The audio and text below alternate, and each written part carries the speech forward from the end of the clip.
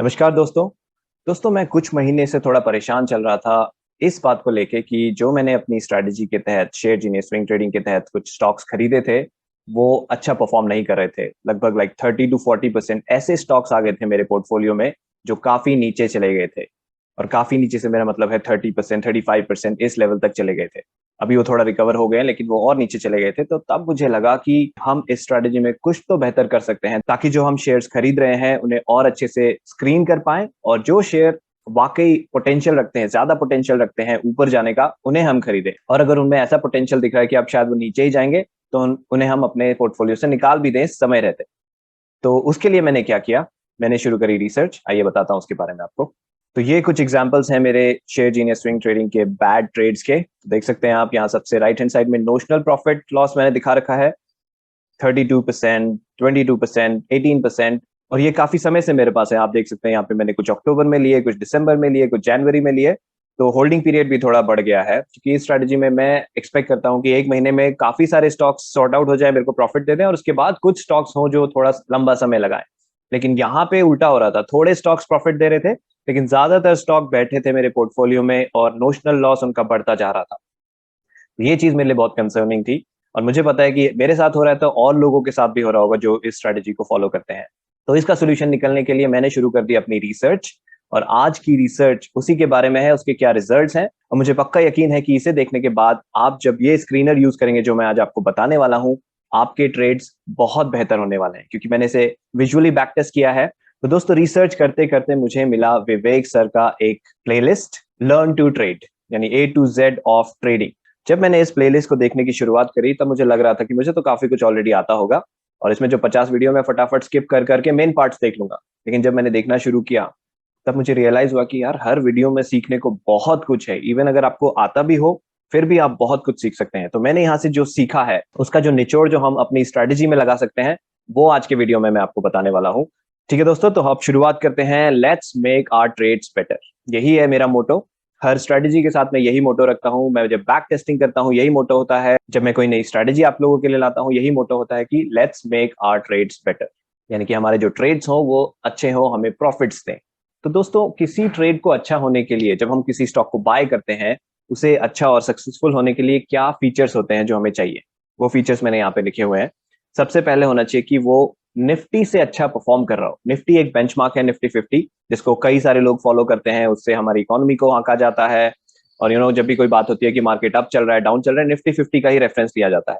अगर निफ्टी 50 कुछ परफॉर्म कर रहा है और हमारा स्टॉक उससे अच्छा परफॉर्म कर सकता है तो उसमें एक मोमेंटम है, उसमें जान है, उसमें स्ट्रेंथ है। तो ये पहला क्राइटेरिया है। सेकंड है, उसे अप ट्रेंड में होना चाहिए। कोई डाउन ट्रेंड में है तो वो स्टॉक कैसे जल्दी परफॉर्म कर सकता हो, तो नीचे की तरफ जा रहा है तो हमें चाहिए जो स्टॉक ऊपर की तरफ जा रहा हो, इसका ट्रेंड ऊपर की तरफ हो, वो स्टॉक हमें सेलेक्ट करना है। और तीसरी चीज है कि उसमें कोई ब्रेकआउट हमें मिलना चाहिए ताकि हम किसी लेवल से उसे पकड़ सकें और वहां से फिर अपने प्रॉफिट का वेट करें।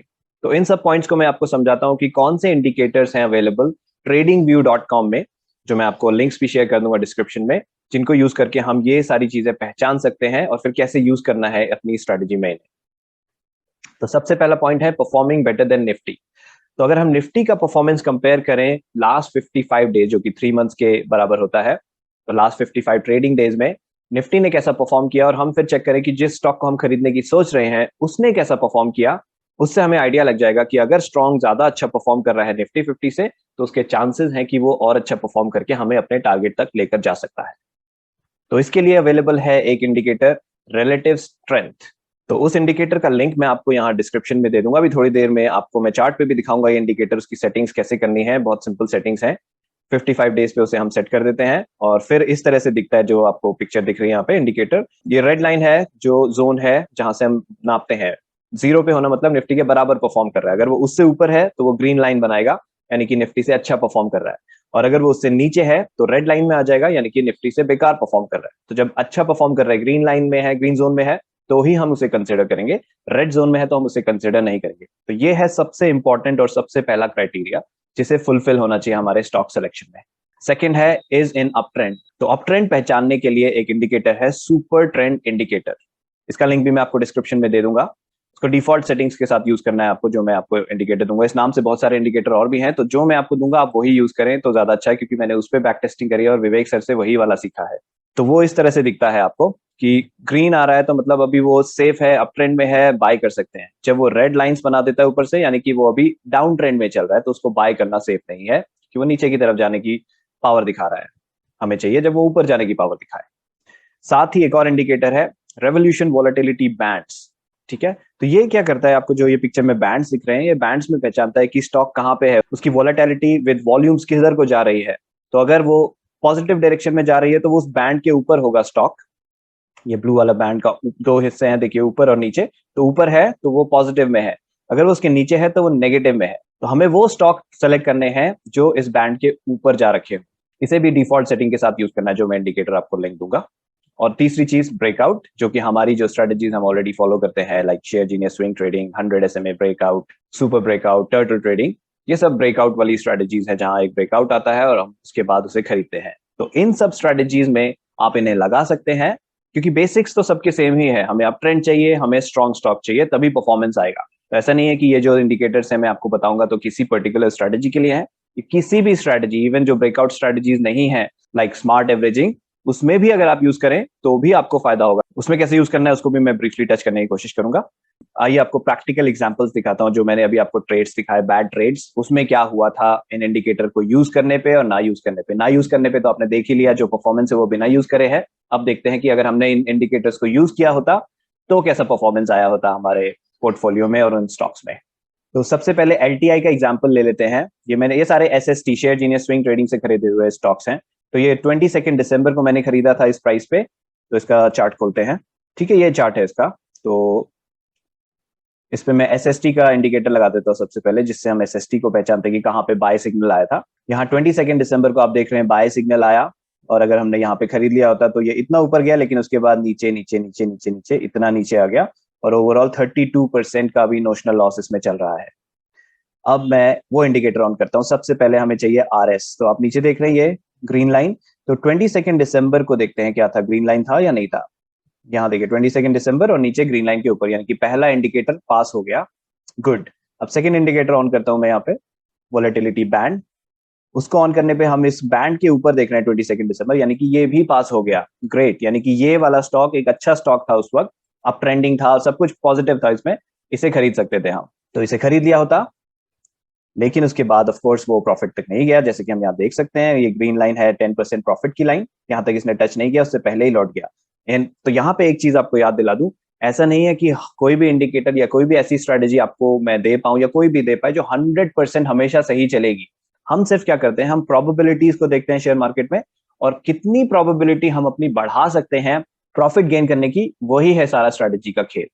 तो ये इंडिकेटर्स और स्ट्रेटजी सब इस तरह से डिजाइन किए जाते हैं, और हम इस तरह से इन्हें खोजते हैं ताकि हम अपनी प्रोबेबिलिटी बढ़ा सकें। तो जैसे कि आप यहीं देखेंगे, सबसे पहला एग्जांपल ही आप कह सकते हैं नेगेटिव एग्जांपल है, लेकिन सब चीज पॉसिबल है शेयर मार्केट में, और सब चीज के लिए रेडी रहना है।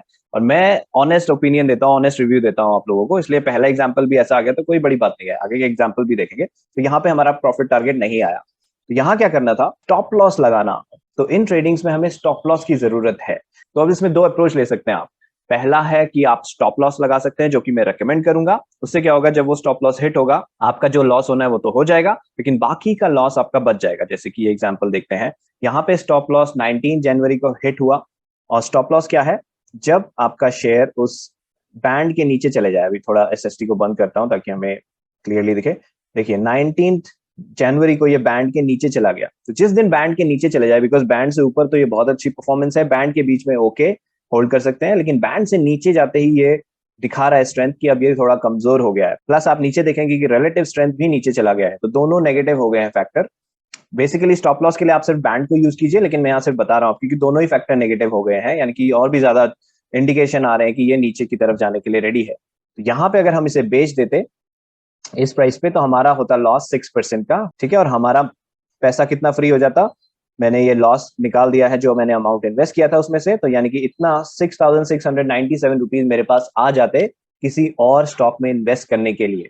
ठीक है, तो ये भी एक बहुत इंपॉर्टेंट फैक्टर है ट्रेडिंग में, कि किसी स्टॉक को लेके बैठे रहना और उसमें उम्मीद लगा के बैठे रहना कि शायद ये ऊपर जाएगा। आपको इंडिकेटर्स बता रहे कि ये अभी दिखा नहीं रहा स्ट्रेंथ, शायद ऊपर ना जाए, लेकिन फिर भी बैठे रहना, वो एक अच्छे ट्रेडर की निशानी नहीं है। ट्रेडिंग में ये मना किया जाता है, इसलिए स्टॉप लॉसेस बनाए जाते हैं।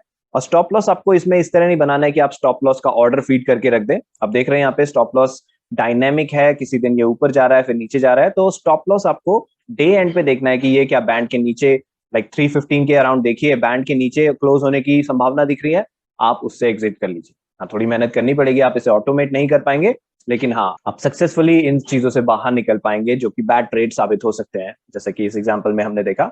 तो ये हो गया पहला एग्जाम्पल। अब दूसरा एग्जाम्पल देखते हैं HDFC का। तो इसमें VCP बैंड के ऊपर था, अभी आपको चार्ट पे दिखाऊंगा, और RSB पॉजिटिव था, यानी कि ये भी पास हो गया था। तो इसमें देखते हैं क्या हुआ। इसका बाय सिग्नल आया था 22 अक्टूबर को, हमने खरीद लिया होता तो ये 10% तक नहीं जा पाया, उससे पहले ही नीचे चला गया। इसके इंडिकेटर्स तो प्लस में थे जैसे मैंने आपको बताया, लेकिन फिर उसके बाद वो नहीं मीट कर पाया। तो दूसरा एग्जाम्पल भी यहाँ पे इंडिकेटर तो पास हो गए। तो यहाँ पे जो दूसरे एग्जाम्पल में और पहले एग्जाम्पल में समझने की बात है कि स्टॉप लॉस की क्या इंपॉर्टेंस है। तो यहाँ पे हम जब यहाँ ये 26 नवंबर को इस बैंड से नीचे आ गया, हम इसको बेच देते, ठीक है, और हमारा लॉस होता 4.53%, और इतना पैसा फिर से हमारे पास फ्री हो जाता जो हम किसी अच्छे ट्रेड में लगा सकते थे। ठीक है, तो यहाँ अभी जो मैं करंटली 22.9% के लॉस में बैठा हूँ, प्लस वो मेरा कैपिटल भी फ्री नहीं है कहीं और लगाने के लिए, वर्सेस मेरा लॉस सिर्फ 4.53% होता और मेरा इतना कैपिटल फ्री हो जाता किसी और अच्छे ट्रेड में लगाने के लिए। फिर मैं अच्छे ट्रेड ढूंढने निकल पड़ता और हो सकता है उसमें मेरे को सक्सेस मिलती। तो बाकी वाले ट्रेड्स देखते हैं। इंडस टावर, जिसका बाय सिग्नल आया था 12 जैन को। तो ये है 12 जैन, यहाँ पे इंडस टावर का बाय सिग्नल आया, हमने बाय कर लिया होता। और लेकिन आप इंडिकेटर देखें तो रिलेटिव स्ट्रेंथ नीचे रेड जोन में है, और इसके बैंड के ये जस्ट यहाँ पे टच हो रहा है, लेकिन पहला इंडिकेटर हमारा रिलेटिव स्ट्रेंथ वो पॉजिटिव नहीं है, तो हम और कोई इंडिकेटर देखते ही नहीं है। उसको पहले पॉजिटिव होना है तभी हम कोई और इंडिकेटर देखते हैं। तो ये वो ही नेगेटिव था, हम नहीं लेते, और उसके बाद देखिए वो नीचे ही नीचे चला गया। और नोशनली, क्योंकि मैंने उस वक्त इंडिकेटर नहीं इस्तेमाल किया, अभी भी मेरे पास पड़ा हुआ है, इसलिए 22% के लॉस में चल रहा है, नोशनल लॉस। वर्सेस अगर मैंने इंडिकेटर देख के वो ट्रेड लिया ही नहीं होता तो मेरा कोई भी लॉस नहीं होता और मेरा वो पैसा अवेलेबल होता किसी और जगह लगाने के लिए।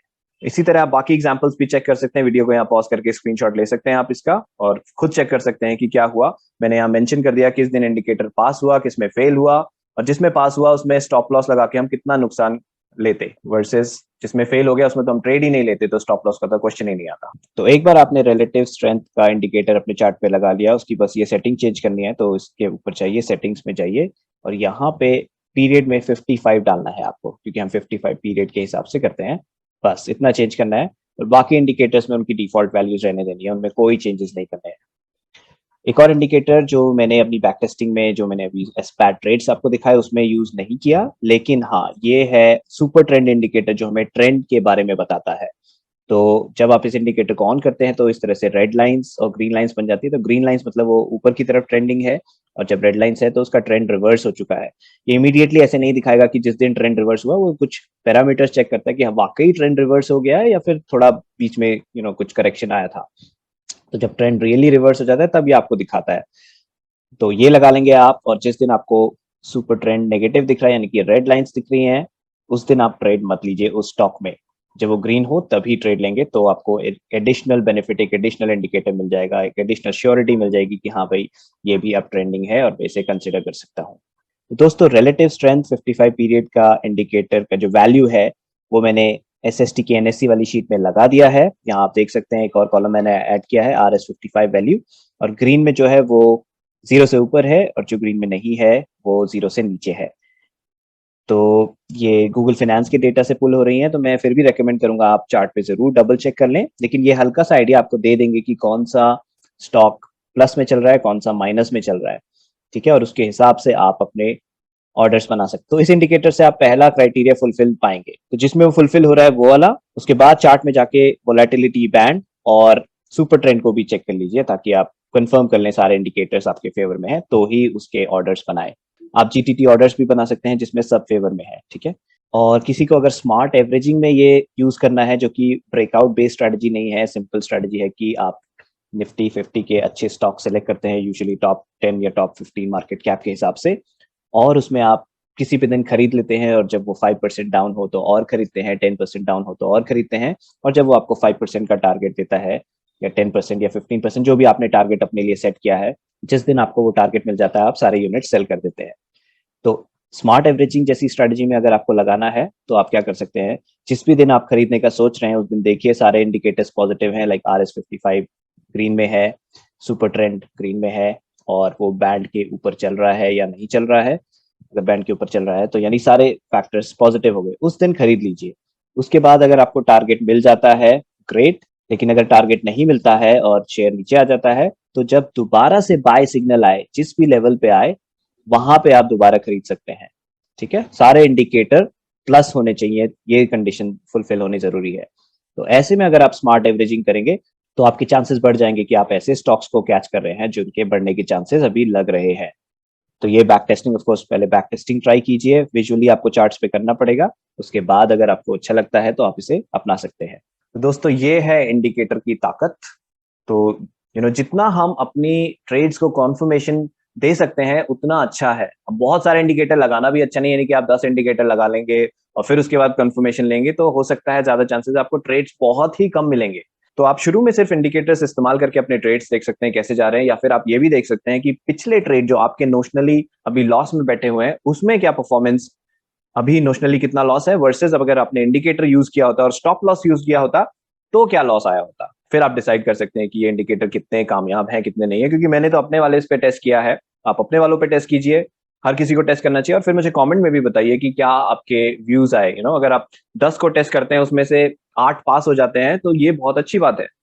ऐसा नहीं कि 10 के 10 पास, हो सकता है आपको ऐसा मिले कि इंडिकेटर ना बोल रहा हो और आपने फिर भी खरीदा होता तो वो 10% प्रॉफिट दे दिया होता आपको, बिल्कुल पॉसिबल है। लेकिन हम क्या करते हैं, अगेन प्रोबेबिलिटी बढ़ाने की कोशिश, जितनी ज्यादा प्रोबेबिलिटी हमारी सक्सेस की तरफ होगी उतना ज्यादा सक्सेस हमें मिलने के चांसेस बढ़ेंगे। यही तो है सारी ट्रेडिंग का खेल। तो इस इंडिकेटर से प्रॉब्लम्स क्या सॉल्व हो रही हैं? सबसे पहले we are increasing the probability of entering a trade which could turn out to be good, यानी कि हम एक ऐसा ट्रेड लेने की कोशिश कर रहे हैं जो कि अच्छा साबित हो सकता है। साथ ही इन इंडिकेटर्स को यूज करके हम एक ऐसा ट्रेड अवॉइड करने की कोशिश कर रहे हैं जो कि बुरा साबित हो सकता है। दोनों डायरेक्शन में हमें ये फायदा दे सकता है। और दूसरी चीज, अगर आप स्टॉप लॉस नहीं रखना चाहते, आप एवरेज आउट करने वाली स्ट्रेटजी को कंटिन्यू करना चाहते हैं, तो एवरेज आउट के लिए आप ये कर सकते हैं, जब आपने पहली बार खरीदा इंडिकेटर्स देख के खरीदिए, उसके बाद जो भी होता है नोशनल लॉस में चला जाता है बैठ के, और जब सेकंड बाय सिग्नल आता है तब फिर से इंडिकेटर्स देखना है, यानी कि इंडिकेटर को देखने का काम हर बार कीजिए। जब इंडिकेटर पॉजिटिव हो तो ही पोजीशन लीजिए, क्योंकि हो सकता है आपने 100 पे पहला बाय किया, इंडिकेटर पॉजिटिव था, लेकिन उसके बाद वो 90 पे आ गया, 90 पे सेकंड बाय सिग्नल आया लेकिन इंडिकेटर नेगेटिव है। आप 90 को इग्नोर करते हैं और इंडिकेटर बिकॉज नेगेटिव है, ज्यादा चांसेस है कि वो नीचे की तरफ जाएगा, यानी कि आपको बाय अपॉर्चुनिटी और नीचे मिलने की चांसेस है, या फिर बाय अपॉर्चुनिटी कुछ समय बाद मिलने के चांसेस है, मे बी 90 पे या 90 के अराउंड, लेकिन पॉजिटिव सिग्नल के साथ, यानी कि यहां से वो स्ट्रेंथ दिखा रहा है कि अब ऊपर जा सकता है। तो कौन सा ज्यादा इंपॉर्टेंट है, हर बार बाय करना या फिर तभी बाय करना जब चांसेस ज्यादा है कि प्रॉफिट आएंगे? तो दोस्तों इन सारे इंडिकेटर्स के लिंक मैं आपको डिस्क्रिप्शन में दे दूंगा, और जो विवेक सर की पूरी प्लेलिस्ट है जहां से मैंने ट्रेडिंग के बारे में और जानकारी ली है वो भी मैं आपको दे दूंगा। आपके पास टाइम है और नहीं भी है तो भी निकालिए टाइम, क्योंकि जितना ज्यादा आप सीखेंगे उतना ज्यादा आप सक्सेसफुली ट्रेड कर पाएंगे। ये ऐसी चीज तो है नहीं कि हम सिर्फ 1 महीने 2 महीने के लिए कर रहे हैं, ये हम लाइफ लॉन्ग करना चाहते हैं।